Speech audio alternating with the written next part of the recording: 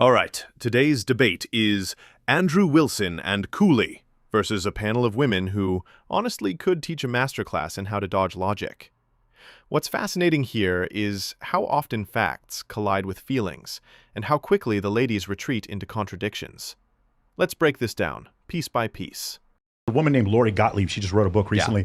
And in the book, she surveys a bunch of men and a bunch of women. She asks a group of men, you're like, if you got 80% of what you wanted in a partner, would you be happy? And the men overwhelmingly said yes, they would be very happy. And they asked women, they said, if you got 80% of what you wanted in a partner, would you happy? And overwhelmingly, the women said, no, that's settling. So there seems to be like some differentiation where it seemed to me like these men appreciated women, but not the other way around. Why do you think all these women felt that way, that they didn't need men? We talked about this in the last episode. Men have created an unsafe place for women, and women have begged men to act right for so long.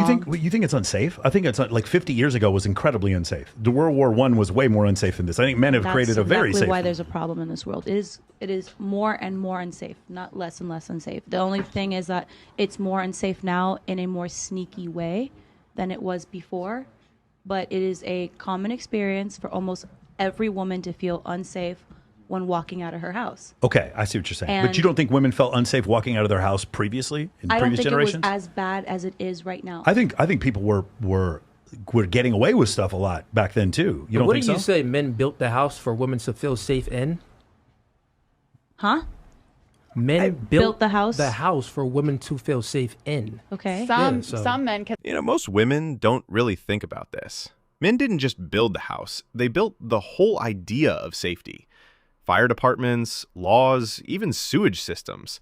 All of that comes from male work and sacrifice.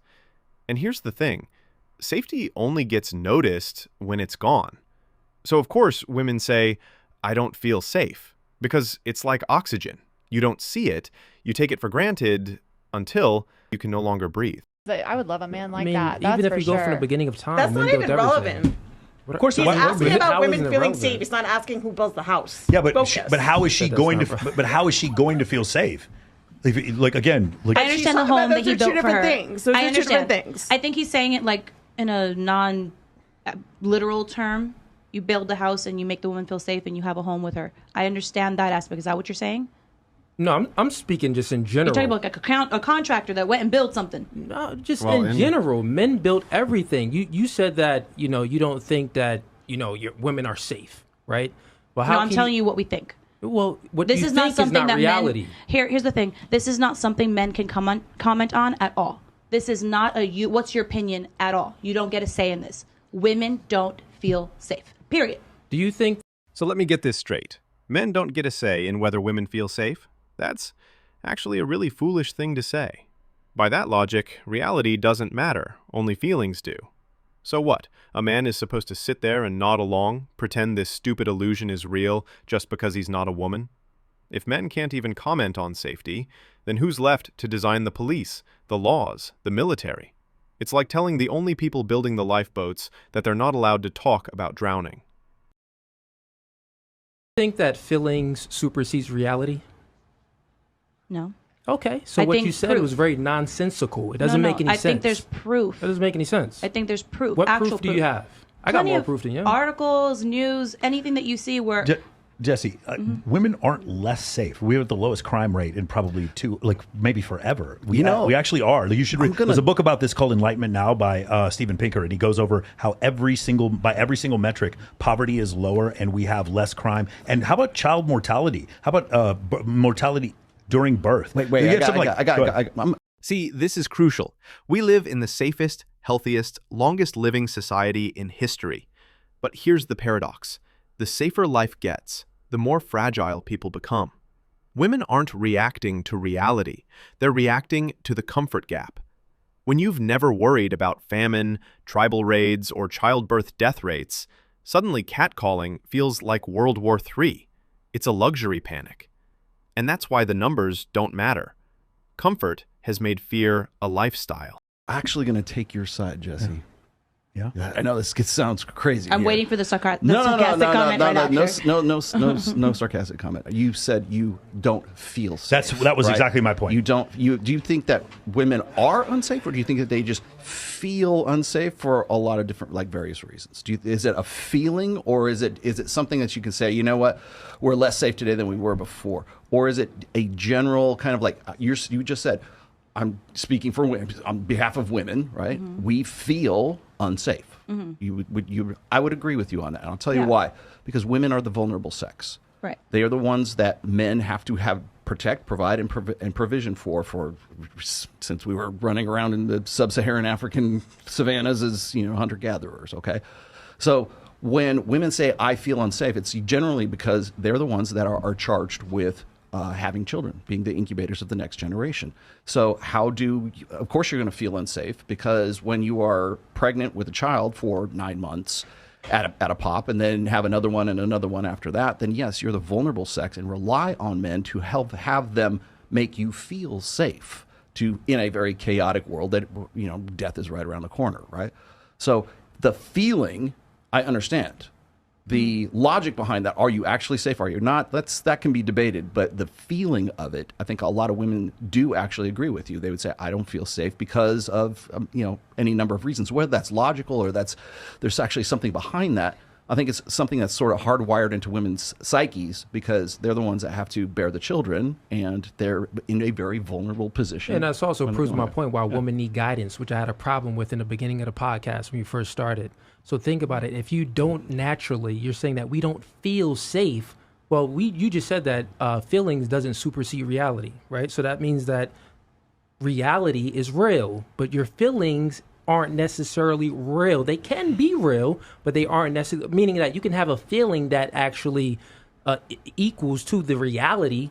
But what I'm saying is, this is why women need guidance, because they can feel whatever, and they need a masculine man, that's going to guide them in the right direction. I have to agree with you to a point here, because I like what you're saying in terms of, and I think a lot of women would also agree with me, that if there was quality men that actually were true leaders, where they had their shit together, where they were building the home that you're speaking metaphorically and physically for their partner, etc., we would definitely feel, to your point earlier, more comfortable in our feminine energy, and to be kind of that, supportive figure to our men to, set them up to be the leader. But so the problem if they did is, the shit that you want, then they'll lead. Then they can lead.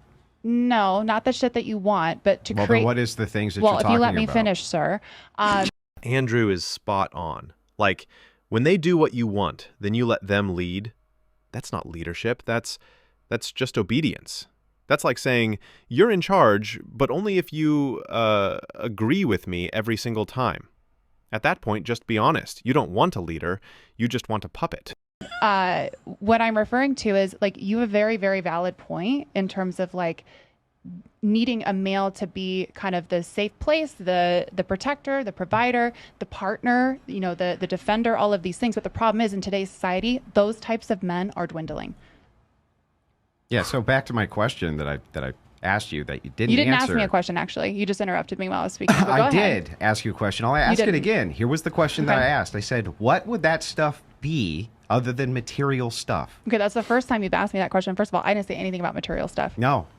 I said something about material stuff because it's my question to you. You didn't ask me a question. Sorry, but I did ask you a question. What's your question? I'll ask you again. Okay. Other than material shit, what are these qualities that you think are going to make you feel safe? Okay, well, Probably first of all, a lot of things that you I think don't you're making a have. lot of assumptions about me, which you don't know me. So in terms of, I'm responding to what you just said. Yeah. I didn't say anything about material. No, but I think you did. That's the whole No, point. she I literally said talked nothing about providing material a home, like, emotionally. She didn't say anything about jewelry or whatever you think that she thinks. Yes, but what? I'll tell you the non-physical things I named, because I named several.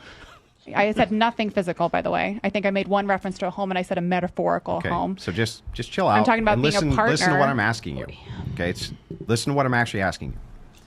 You say, if we have hypermasculine men who are doing X, Y, and Z, then we'll let them lead. Okay. Other than material, what do you mean by this? Okay, so you just phrased it better and less attacking. So what I mean by that is, somebody who you can rely on, that's communicative, that is, when I say rely on, I mean like if you want to talk to them, they pick up the phone. They're not ghosting for 3 days. So they're a reliable partner. They're a partner in terms of like, if you both have jobs, you're both bringing income to the table. You're both bringing food to the table. You're creating a trustworthy relationship. You're loyal to one another. You have respect for one another, appreciation, gratitude. There's all these incredible things that are essential for a successful relationship. I'm just talking about being a good friend, a good partner, a reliable, boyfriend, girlfriend, whatever. That's all I'm talking about. So what puts you in the position where you think he should lead is just these qualities that you're talking about of friendship and this type of thing? Yeah, I mean, I could give you so many examples where I, was in relationships where I really wanted that from somebody else, where they were creating an environment that was secure and safe, and I could rely on them and trust them. But that didn't happen. Like maybe they weren't working, they were living with their mom. They weren't showing me that they were able to be, kind of a torchbearer. That was me doing that, So that's all I'm asking for. I'm not asking for material anything. I'm just asking for a loyal, trustworthy, reliable partner. Oh, I mean, if they're living with their mom, they're not working, those would be material conditions, right? I guess in some respect, but then also not material too, in terms of just like, you out of a partner, I want someone who has goals, ambition, drive, Which there's all these leads other to things. material. Right. These are material conditions. I feel like you guys are like kind of overwhelmed with the feminine energy, so you guys are just automatically attacking. I do this for I don't think so. I don't think that's what it is. I think they're thriving in the chaos. I'm not sure if that's what's going on. Talking. In terms of like the physical things that you guys are talking about, I just want to make a really clear distinction just so no one's confused. In terms of like material things, I don't need stuff. I'm not a stuff girl. I don't have purses. I'm not a stuff girl, just to clarify. I mean, I'm a girl that will eat an MRE in your backyard in a camping, a tent, and I'm just as happy. So I want to clarify, material things for me are very different from. See, it's funny how the "I'm not materialistic" speech always sneaks in right after she lists out half the Bible on what a man has to be. Leader, provider, protector, torchbearer. Then suddenly it's, oh, but I'm happy with MRE in a tent. Yeah, sure. That's like saying, I want a private jet, a penthouse, and a millionaire husband, but I'd totally settle for a bus pass too. Come on. Guys, when you hear that kind of contradiction, believe the list, not the cover story. Material things for me are, security, making sure that I'm okay, making sure, like, if I'm sick for a few weeks, I can take a couple weeks off work and my partner's got me. You know what I mean? Like, just being I guess in some respects that's a little bit materialism, sure, but it's all materialism. Not in the way that you're in thinking. so that you understand, when we're talking about materialism, Rollo brings up this point. He says, women want this security because they're the more vulnerable sex. Okay, so to the point of safety, it's really women haven't made it in the shade safety-wise, right? So he's probably right that this is a mental block. I mean, women used to get attacked by literal wolves, right? Like that actually happened. Their dresses would catch on fire in the 1700s and they would burn to death. Not a joke, right? Those were real safety concerns. Those don't really exist anymore. So when I'm asking this question, I'm talking about the mentality of, is this mental thing which is going on for I'm unsafe? Does this have to do with material conditions? Or is this some other form of conditions which is causing this mental state of I feel unsafe? I feel like women feel unsafe today because everything that you see on the news is some crazy individual attacking a woman. What do you mean? What do you mean specifically? What, like, could you be specific? Attacking a woman? What do you mean? I mean, like, not necessarily attacking a woman, but like you can hear all of these news stories about individuals crossing the border, in the cartel and women. I've had my house Are you not broken hearing into these things twice daily? in the Yeah, last. that happens a lot. Human trafficking. I've had my house broken into twice. I live in LA in the last year. Yeah, so I think the more women pay attention to the news and the things that are going on in the world, I feel like that can create a fear in itself. It doesn't mean that it's actually happening. This is exactly what Coolie was pointing out to them earlier, that the fear isn't real. It's just stories, clips, headlines, all that doom scrolling. And yet, here they are, acting like men are the problem. Instead of realizing it's the media, they just project it onto men, like the whole world is out to get them. Good point. Area. So it's environment, material conditions.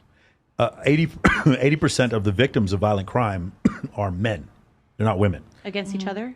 Yes. Yeah. Well, for the most part, there is some. I forgot. Dr. Buss had one. It was something like 88% of murders are men killing other men over women, or something like that. And it was like 6% were women killing other women, or something like that. But yeah, for the most part, while you may feel unsafe, the brunt of that unsafeness is actually men having to deal with that. We're the ones who have to get the shotgun and go downstairs when there's a noise in the kitchen. Yeah, right? I'm not saying I particularly feel unsafe. I can understand why other women feel unsafe because I don't personally like to live in fear. Yeah. You know, like, there might be a statistic where like there's a certain amount of women that every day, whatever. I'm not going to pay attention to that because I feel like the more that you fear something, the more that you draw those kind of circumstances into your life.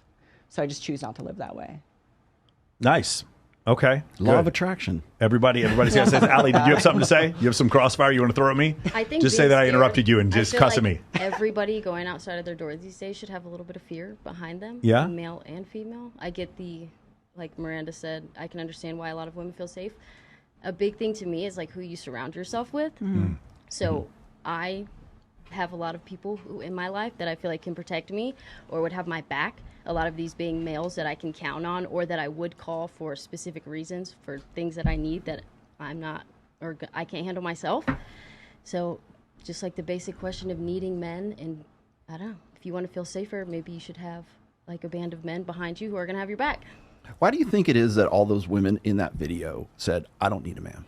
Half of them were drunk, first of all. Well, okay, and they're younger women. They all look under 24. I'm glad you point that out because when they're drinking, it's truth serum, right? Yeah. I mean, but they're all said it laughing and joking. That's right. They all were saying it truth. laughing. Every single one of them said it with laugh and smile and joking around. I think if you actually sat them down and individually asked them in a serious setting, they would more than half of them change their answer. I think it goes back to like a juvenile thing as well, to where it's just like, ew, boys. And then the guy's like, oh, they're so hot. Exactly. So in that initial reaction of like playfulness, like, oh, ew, I don't need him. I think a lot of us initially have that. It's also the same reason why the podcasts bring on nothing but a bunch of 22-year-old girls and ask them questions that they know they haven't had life experience. Exactly. They want to clown and they want to be like little kids, like, oh, you farted.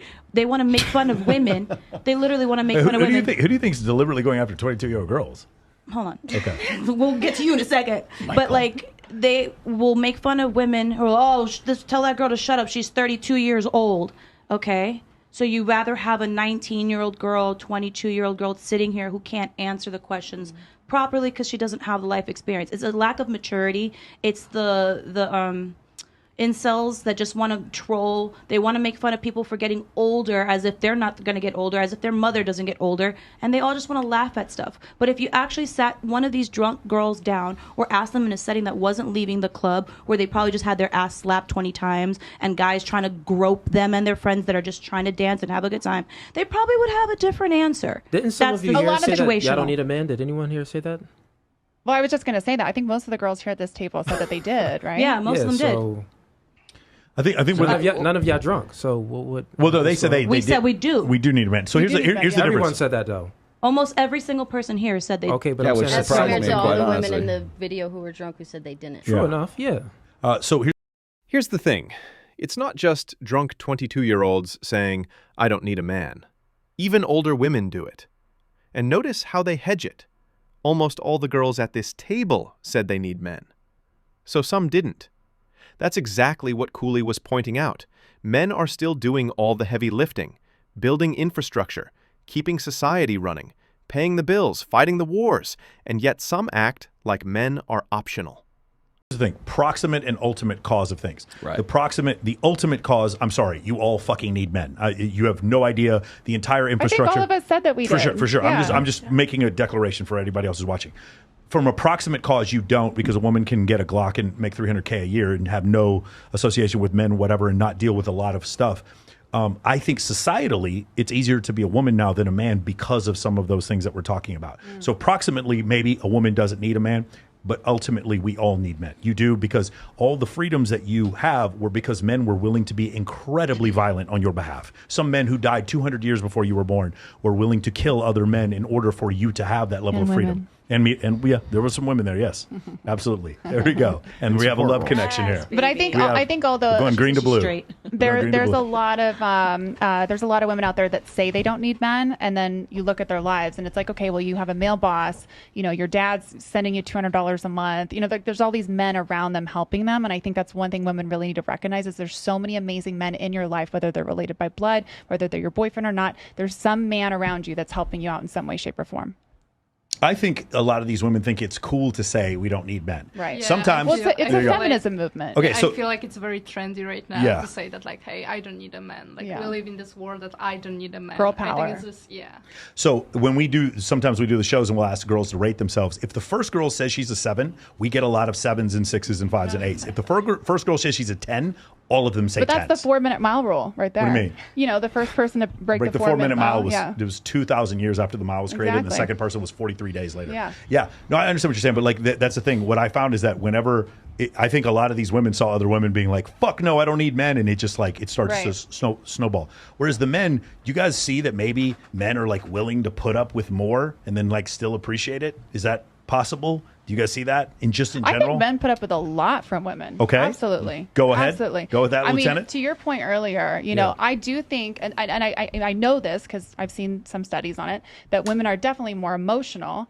I don't like the word neurotic, which is why I got a little defensive earlier, because neurotic is considered a very negative tone, like a negative thing in general. Like women get called crazy, women get called neurotic, right? They get called all of these labels. You even saying that proves the point that neurotic fits you. I just don't. I think your scientific explanation of it earlier, that makes it go down a little bit smoother, because when you just label someone something, it's like, well, we've known each other for literally 5 minutes. The fact that you're upset with a label, you're proving my point. I'm trying to make it clear that there's so many assumptions out there about women. Like women just get like tossed off. Like if you look in the comments even right now, we get called 304s, we get called crazy. Like our opinions are never taken seriously. Here's another word: catastrophizing. Women tend to catastrophize more than men. That means they go to the dramatic extremes. effect. Very dramatic effect. Yeah. Hyperbole. Yeah. Dramatic effect. I agree. Is that with a better you on word that. for you? Sure. Yes. Okay. Worst case scenario. That goes down a little smoother. Listen, we're gonna get a thesaurus out here when we go eat sushi after this. And I think it's the delivery, and I said this to you outside. It's the delivery, because you can't drop a bomb on someone in a kind of condescending, rude, or disrespectful manner, and then be, oh, you're being neurotic. Oh, look at you being defensive. Look at you being an emotional girl. I didn't say that you did. I didn't point. I didn't do any of that. I'm not saying that you did. What if you I'm did? saying there is a delivery and a way wouldn't to that do again things. make his point? And that's why you see a different reaction from different Remember, people. who said that? Well, what's going on here? Do you guys can't handle the feminine energy? I think it's the reverse. I think you can't handle the masculine energy. Well, if we couldn't handle the masculine energy, why would we surround ourselves with men like Michael and Rollo? They are so masculine. I think that's also a very narcissistic comment to say. You can't just throw out a bullet and be like, "Oh, you got hurt. Oh, why are you still like it doesn't make any sense. It doesn't make any sense. Like you can't just shoot a girl and be like, "Oh my god, I'm in pain." It's like, well, calm down. Like it's complete gaslighting. It's narcissism. It's everything that. I mean, you know about this. You spoke on this. I use terms and I define them. Can you define it? I just did. Don't put me on the spot and tell me to do something. Ready? 3 countries. Let's go. 1, 2, 3. Name 3 countries. Name 3 books in the Old Testament. 1, 2, 3. Go. Whew, I'm tapping out. Those dum-dum twins, man, they really tested my patience. I was triggered start to finish. Anyway, like, comment, subscribe. You know the drill. See you in the next one.